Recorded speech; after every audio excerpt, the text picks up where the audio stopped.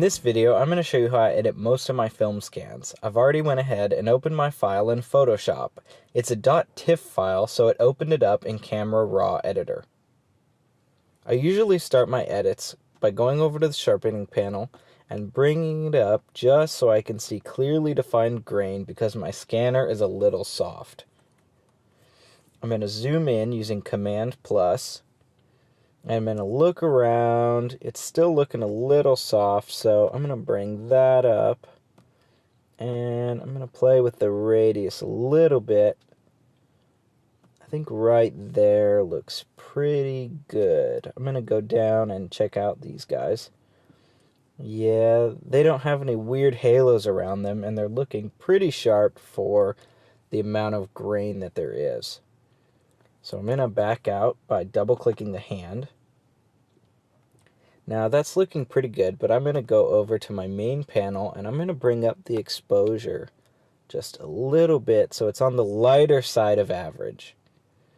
And now my highlights are a little bit too high, so I'm going to bring the highlight slider down.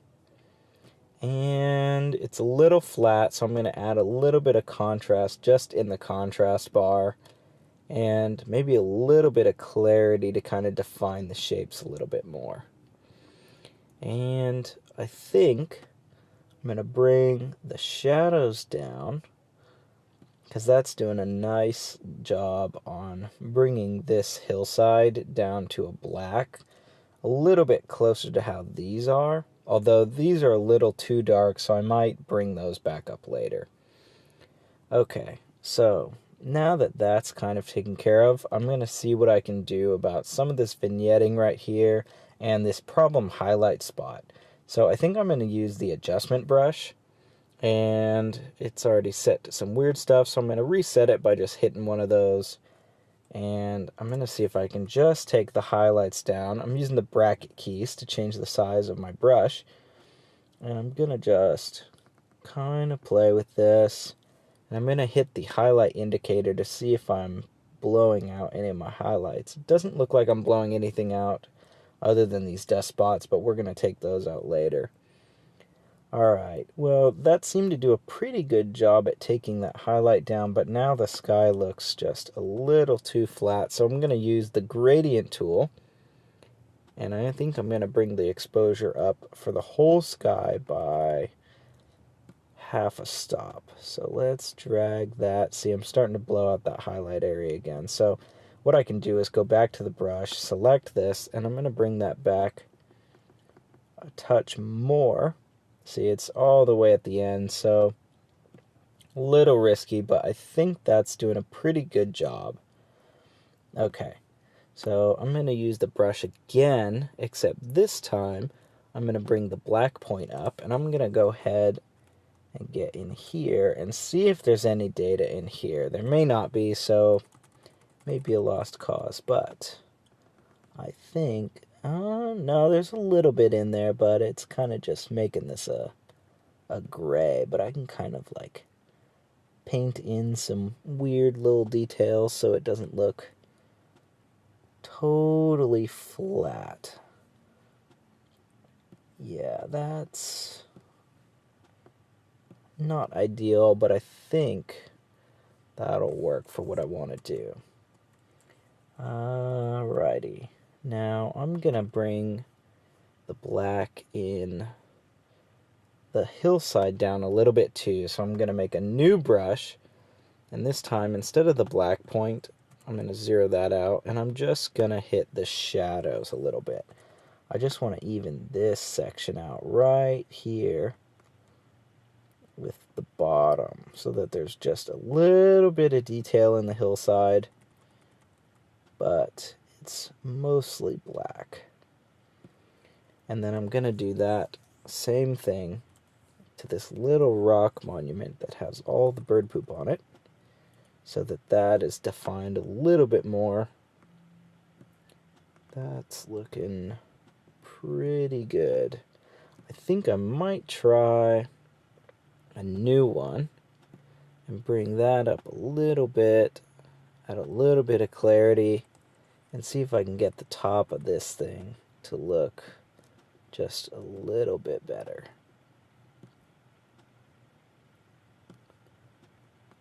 right there.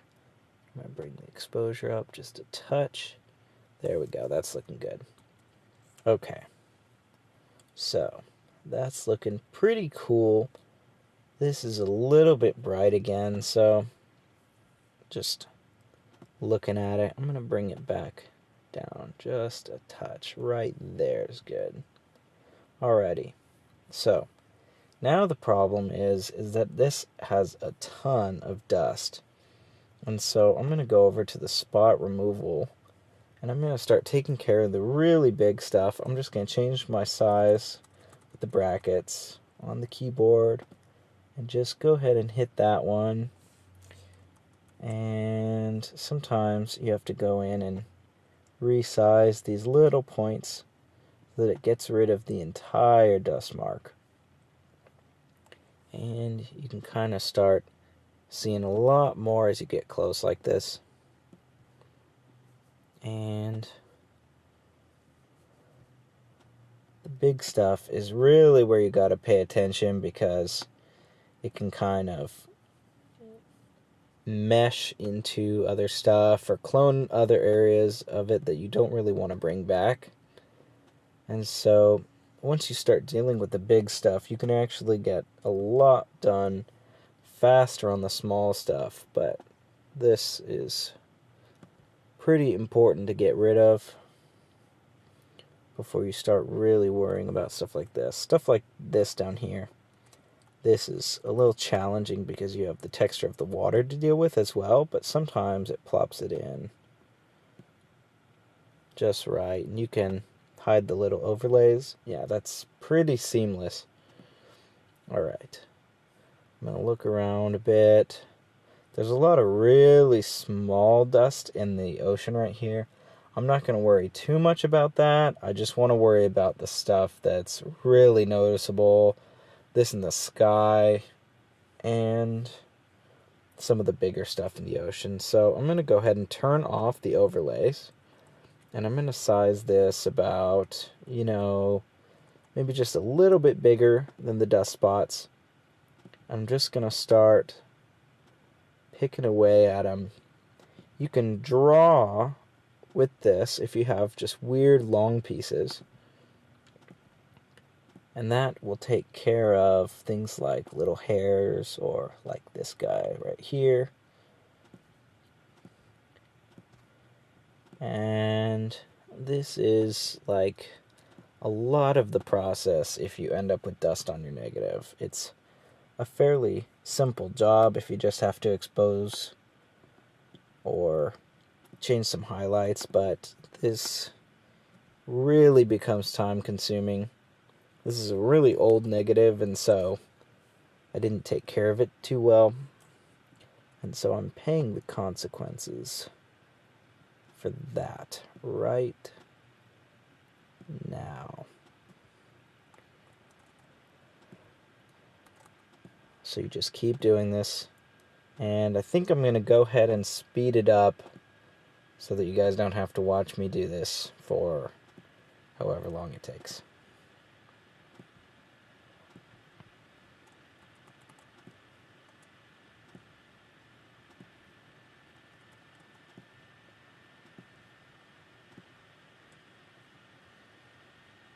Okay, so I've done a pretty good job at removing most of the dust. Like I said, there's still some stuff down here that I could probably take some time and deal with, but most of the distracting stuff in the sky has been taken care of.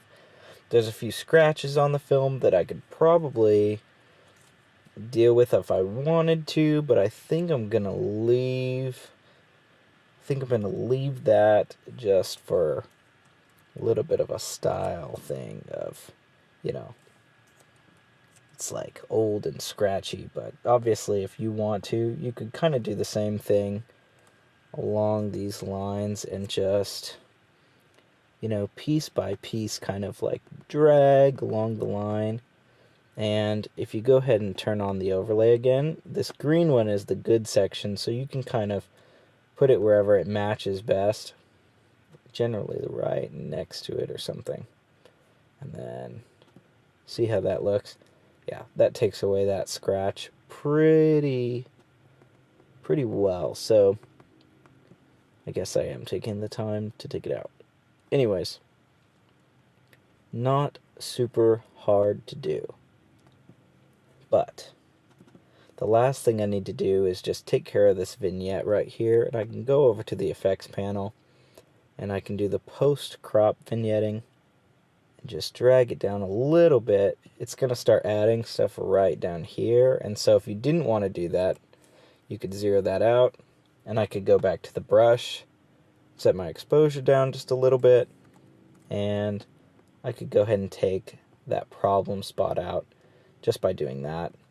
And this edge is a little bright too, and I could just drag that same adjustment just along the edge right there.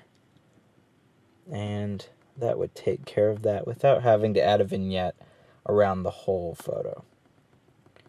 Just take care of these bright edges. That's looking pretty close to how I want it. So I think the last thing I'm going to do is hit the ruler tool right here, and I'm just going to line up the horizon. Just drag it across and hit the hand. And that's good. Alright, I hope that this was helpful to you. If you have any questions, feel free to leave them.